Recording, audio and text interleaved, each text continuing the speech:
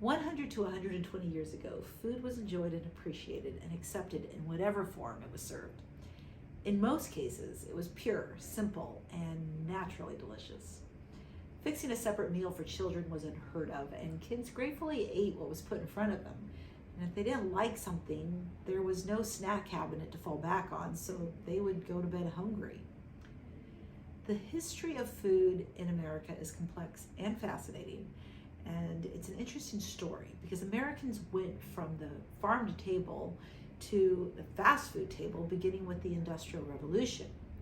It ushered in a revelation in food, which is local farming methods and harvesting techniques kind of fell victim to the mechanized and centralized processing technology used in modern factories.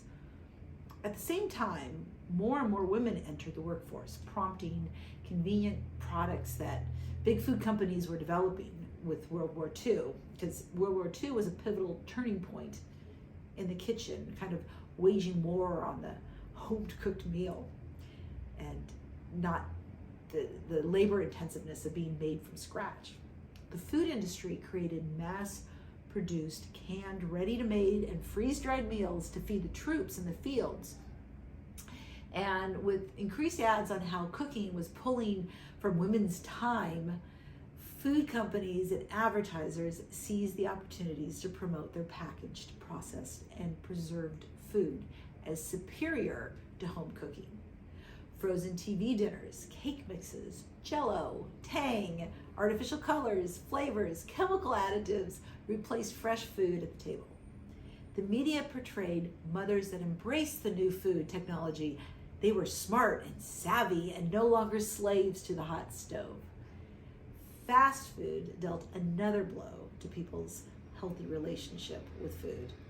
Although White Castle opened their first outlet in 1921, it was the rise of McDonald's in 1950s that combined with the rise of suburbs and the superhighway system and the widespread availability of the automobile that turned the American family dinner into an eat on the run kind of concept.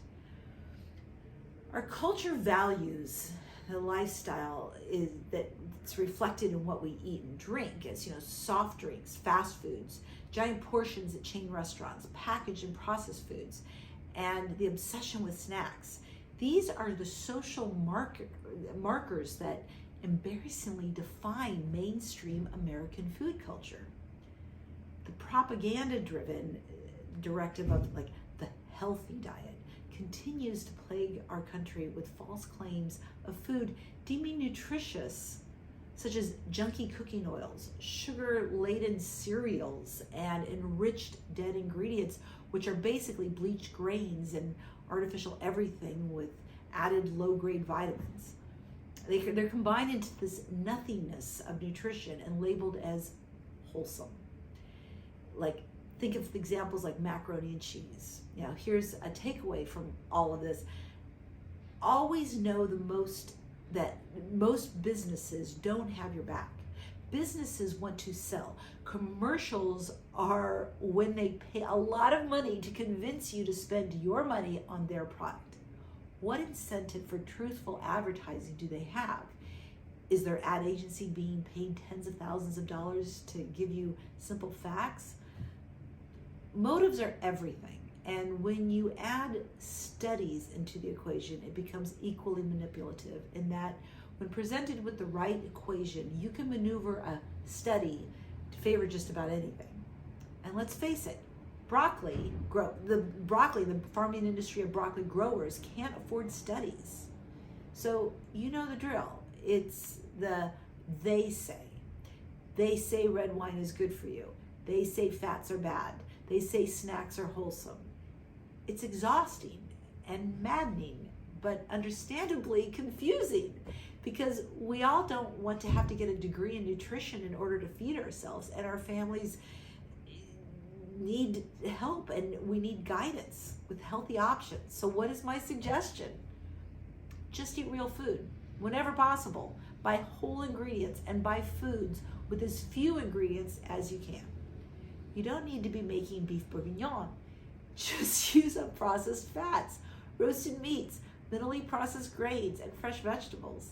And although this is not the focus of the class, I'm sure you can imagine the huge amounts of packing waste that you have from takeout food and prepackaged foods. You probably also know the extreme amounts of food waste generated from a motivation of convenience. Eating real food is not only great for you, but it is great for the environment.